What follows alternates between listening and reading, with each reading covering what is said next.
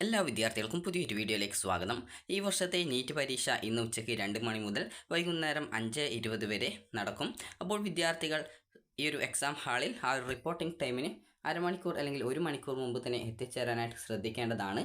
കാരണം ലേറ്റായിട്ട് പോകുന്നതിനനുസരിച്ച് നിങ്ങൾക്ക് ടെൻഷൻ കൂടുന്നത് കൊണ്ട് തന്നെ നിങ്ങൾ ശ്രദ്ധിക്കേണ്ടത് ഏകദേശം ആ ഒരു റിപ്പോർട്ടിംഗ് ടൈം നിങ്ങളുടെ അഡ്മിറ്റ് കാർഡിൽ കറക്റ്റായിട്ട് നൽകിയിട്ടുണ്ട്.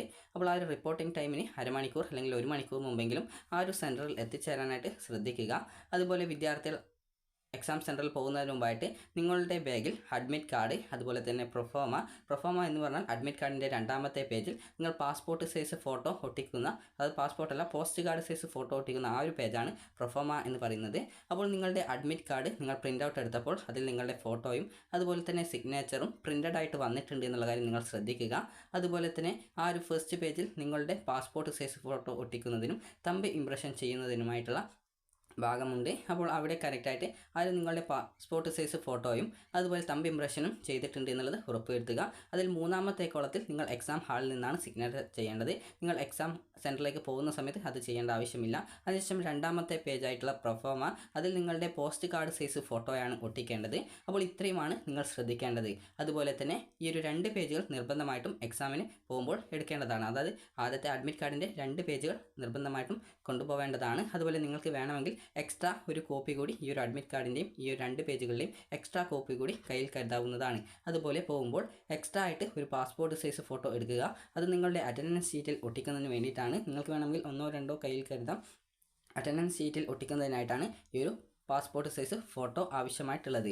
അതുപോലെ തന്നെ വിദ്യാർത്ഥികൾ നിങ്ങളുടെ വാലിഡ് ആയിട്ടുള്ള ഏതെങ്കിലും ID കാർഡ്, അതായത് ആധാർ കാർഡോ പാൻ കാർഡോ അല്ലെങ്കിൽ വോട്ടർ ID കാർഡോ, ഏതാണ് ഗവൺമെൻറ് അംഗീകൃതമായിട്ടുള്ള ഒറിജിനൽ ഡോക്യുമെൻറ്റ് നിങ്ങളുടെ കയ്യിലുള്ളത് ആ ഒരു ഡോക്യുമെൻറ്റ് കയ്യിൽ കരുതുക. അപ്പോൾ ആധാർ കാർഡ് എല്ലാ വിദ്യാർത്ഥികളുടെയും കയ്യിൽ ഉണ്ടാവും. അപ്പോൾ ആധാർ കാർഡ് നിങ്ങൾക്ക് യൂസ് ചെയ്യാം. ഒറിജിനൽ ഡോക്യുമെൻ്റ് ആയിരിക്കണം കൊണ്ടുപോകേണ്ടത്. കാരണം ഡ്രൈവിംഗ് ലൈസൻസ് ഒക്കെ ഡ്യൂപ്ലിക്കേറ്റ് ഒക്കെ ആക്കിയിട്ട് കയ്യിൽ വെക്കുന്നത് കൊണ്ട് തന്നെ അതെടുത്തിട്ട് പോകാൻ പാടില്ല. ഒറിജിനൽ ആ ഒരു ID കാർഡ് തന്നെ കൊണ്ടുപോകാനായിട്ട് ശ്രദ്ധിക്കണം. ഒറിജിനൽ അല്ലെങ്കിൽ എക്സാമിന് അറ്റൻഡ് ചെയ്യാനായിട്ട് ബുദ്ധിമുട്ടുണ്ടാകും. അതുകൊണ്ട് തന്നെ ഒറിജിനൽ ID കാർഡാണ് കൊണ്ടുപോകുന്നത് എന്നുള്ളത് ഉറപ്പുവരുത്തുക. അതുപോലെ തന്നെ വിദ്യാർത്ഥികൾ അടുത്തതായിട്ട് ശ്രദ്ധിക്കേണ്ടത് നിങ്ങൾക്ക് ട്രാൻസ്പെറൻറ്റ് വാട്ടർ ബോട്ടിൽ കൊണ്ടുപോകാം. അതുപോലെ തന്നെ ട്രാൻസ്പെറൻറ്റ് സാനിറ്റൈസർ കൊണ്ടുപോകാവുന്നതാണ്. അപ്പോൾ ഇത്രയുമാണ് വിദ്യാർത്ഥികൾ എക്സാമിന് പോകുമ്പോൾ കൊണ്ടുപോകേണ്ടത്. അതായത് അഡ്മിറ്റ് കാർഡും അഡ്മിറ്റ് കാർഡിൻ്റെ രണ്ടാമത്തെ പേജായിട്ടുള്ള പ്രൊഫോമയും, അതിൽ നിങ്ങളെ പോസ്റ്റ് കാർഡ് സൈസ് ഫോട്ടോ ഒട്ടിച്ചിട്ടുണ്ട് എന്നുള്ളത് ഉറപ്പുവരുത്തുക. ആദ്യത്തെ പേജിൽ നിങ്ങളുടെ പാസ്പോർട്ട് സൈസ് ഫോട്ടോയും നിങ്ങളുടെ തമ്പ് ഇംപ്രഷനും ചെയ്തിട്ടുണ്ട് എന്നുള്ളതും ഉറപ്പുവരുത്തുക. അതുപോലെ തന്നെ ആ ഒരു ഫസ്റ്റ് പേജായിട്ടുള്ള അഡ്മിറ്റ് കാർഡിൻ്റെ പ്രിൻ്റ് ഔട്ടിൽ നിങ്ങളുടെ ഫോട്ടോയും സിഗ്നേച്ചറും പ്രിൻ്റഡ് ആയിട്ട് വന്നിട്ടില്ലേ എന്നുള്ള കാര്യം കൂടി ശ്രദ്ധിക്കുക. അതുപോലെ തന്നെ അതായത് മുകളിലായിട്ട് തന്നെ നിങ്ങളുടെ ഫോട്ടോ ഉണ്ട്. അപ്പോൾ അതൊക്കെ ശ്രദ്ധിക്കുക. അതുപോലെ തന്നെ നിങ്ങളുടെ ഒരു വാലിഡ് ആയിട്ടുള്ള ID കാർഡ്, അതുപോലെ എക്സ്ട്രാ ഒരു പാസ്പോർട്ട് സൈസ് ഫോട്ടോ, അതുപോലെ തന്നെ നിങ്ങൾക്ക് ആവശ്യമെങ്കിൽ ട്രാൻസ്പെറൻറ്റ് വാട്ടർ ബോട്ടിൽ, അതുപോലെ തന്നെ നിങ്ങൾക്ക് ആവശ്യമെങ്കിൽ ഒരു ട്രാൻസ്പെറൻ്റ് ആയിട്ടുള്ള ബോട്ടിലിൽ സാനിറ്റൈസർ എന്നിവ നിങ്ങൾക്ക് കയ്യിൽ കരുതാവുന്നതാണ്. അപ്പോൾ ഇത്രയും മാത്രമാണ് നിങ്ങളുടെ എക്സാമിനേഷൻ ഹാളിൽ കൊണ്ടുപോകാൻ സാധിക്കുക. അതുപോലെ തന്നെ PWD കാറ്റഗറിയിലുള്ളവർക്ക് PWD സർട്ടിഫിക്കറ്റും, സ്ക്രൈബ് ആവശ്യമുള്ളവർക്ക് ആ ഒരു സ്ക്രൈബിൻ്റെ സർട്ടിഫിക്കറ്റുകളും ആവശ്യമാണ്. അതായത് സ്ക്രൈബിനായിട്ടുള്ള ആ ഒരു ഡോക്യുമെൻറ്റുകളും ആവശ്യമാണ്. ഇത്രയുമാണ് വിദ്യാർത്ഥികൾക്ക് എക്സാമിനേഷൻ ഹാളിൽ കൊണ്ടുപോകാനായിട്ട് വേണ്ടത്. ഇക്കാര്യങ്ങളൊക്കെ വിദ്യാർത്ഥികൾ ശ്രദ്ധിക്കുക. അതുപോലെ റിപ്പോർട്ടിംഗ് ടൈമിന് 1 മണിക്കൂർ അല്ലെങ്കിൽ അരമണിക്കൂർ മുമ്പ് എത്തിച്ചേരാനായിട്ട് ശ്രദ്ധിക്കേണ്ടതാണ്. അതുപോലെ തന്നെ നിങ്ങൾക്ക് എന്തെങ്കിലും ആവശ്യമുള്ള വസ്തുക്കൾ ഉണ്ടെങ്കിൽ, അതായത് നിങ്ങൾക്ക് ബിസ്ക്കറ്റോ മറ്റോ ആവശ്യമുണ്ടെങ്കിൽ അത് ബാഗിൽ കരുതുക. അതുപോലെ തന്നെ വിദ്യാർത്ഥികൾ ശ്രദ്ധിക്കേണ്ട കാര്യം, ഇത് OMR ടൈപ്പ് ക്വസ്റ്റ്യൻ ആണ്. OMR ടൈപ്പ് എന്ന് പറഞ്ഞാൽ നിങ്ങൾ ഓൾറെഡി ഇതിൻ്റെ ആ ഒരു മോഡലൊക്കെ ചെയ്തിട്ടുണ്ടാവും. അതായത് നിങ്ങൾക്ക് ക്വസ്റ്റ്യൻ ഉണ്ടാവും, അതുപോലെ തന്നെ 4 ആൻസർ ഉണ്ടാവും, 4-5 ആൻസേഴ്സ് ഉണ്ടാവും. അതിലേതാണ് കറക്റ്റായിട്ടുള്ള ആൻസർ അതിനനുസരിച്ചുള്ള നിങ്ങൾക്ക് ആൻസർ ഷീറ്റ്, അതായത് നിങ്ങൾക്ക് OMR ഷീറ്റ് നിങ്ങൾക്ക് തരുന്നതാണ്. അപ്പോൾ OMR ഷീറ്റ് തരുന്ന സമയത്ത് നിങ്ങൾക്ക് കറക്റ്റായിട്ട് അത് എങ്ങനെ പൂരിപ്പിക്കണം എന്നുള്ള സംബന്ധിച്ചുള്ള നിർദ്ദേശങ്ങളൊക്കെ നിങ്ങൾക്ക് ആ ഒരു സെൻറ്ററിൽ നിന്ന് തരുന്നതായിരിക്കും. അതായത് നിങ്ങൾക്ക് ആദ്യം OMR ഷീറ്റ് തരും, അതിനുശേഷം നിങ്ങൾക്ക് ബുക്ക്ലെറ്റ് തരും.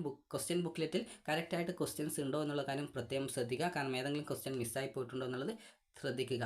അതുപോലെ തന്നെ നിങ്ങൾ ടൈം വേസ്റ്റ് ചെയ്യാതെ തന്നെ നിങ്ങൾക്ക് അറിയാവുന്ന ആൻസേഴ്സ് കറക്റ്റായിട്ട് ഫില്ല് ചെയ്യുക.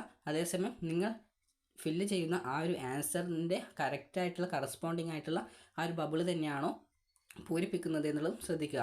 കാരണം പല വിദ്യാർത്ഥികളും ചിലപ്പോൾ ആ ഒരു ബുക്ക്ലെറ്റ് നോക്കിയിട്ട് പെട്ടെന്ന് ആ ഒരു OMR ഷീറ്റ് ഫില്ല് ചെയ്യുന്ന സമയത്ത് ചിലപ്പോൾ ക്വസ്റ്റ്യൻ നമ്പർ മാറിപ്പോകാൻ സാധ്യതയുണ്ട്. അതുകൊണ്ട് തന്നെ നിങ്ങൾ ക്വസ്റ്റ്യൻ നമ്പർ നോക്കി അതേ ക്വസ്റ്റ്യൻ നമ്പർ തന്നെയാണോ, അതായത് അതേ ആ ഒരു ബുക്ക്ലെറ്റിലുള്ള ആൻസർ ഷീറ്റ്, അതായത് OMR ഷീറ്റിലുള്ള അതേ നമ്പറിലുള്ള ആ ഒരു ചോയ്സ് തന്നെയാണോ നിങ്ങൾ ബബിൾ ചെയ്യുന്നത് എന്നുള്ളത് ശ്രദ്ധിക്കുക. അപ്പോൾ ഇക്കാര്യം പ്രധാനമായിട്ടും ശ്രദ്ധിക്കുക. ഇങ്ങനെ പറയാൻ കാരണം ഏതെങ്കിലും നിങ്ങൾ വിട്ടിട്ട് അതായത് ഇപ്പോൾ 5ാമത്തെ ക്വസ്റ്റ്യൻ ചെയ്യാതെ 6ാമത്തെ ചെയ്യുന്ന സമയത്ത് നിങ്ങൾ OMR ഷീറ്റിൽ പോയിട്ട് 5ാമത്തെ കൊണ്ടുപോയിട്ട് കറുപ്പിക്കാനൊക്കെ സാധ്യതയുണ്ട്. അതുകൊണ്ട് തന്നെ നിങ്ങൾ ആൻസർ ബബിൾ ചെയ്യുന്ന സമയത്ത് ഇക്കാര്യം പ്രത്യേകം ശ്രദ്ധിക്കുക. ആ ഒരു കറക്റ്റായിട്ടുള്ള ക്വസ്റ്റ്യൻ്റെ ആ ഒരു ആൻസർ തന്നെയാണോ നിങ്ങൾ ബബിൾ ചെയ്യുന്നത് എന്നുള്ളത് ശ്രദ്ധിക്കുക. അപ്പോൾ നിങ്ങൾക്ക് ഈ ഒരു വീഡിയോ ഉപകാരപ്രദമായിട്ടുണ്ടെന്ന് കരുതുന്നു. ഉപകാരപ്രദമായിട്ടുണ്ടെങ്കിൽ ലൈക്ക് ചെയ്യുക, ഷെയർ ചെയ്യുക. Thank you for watching.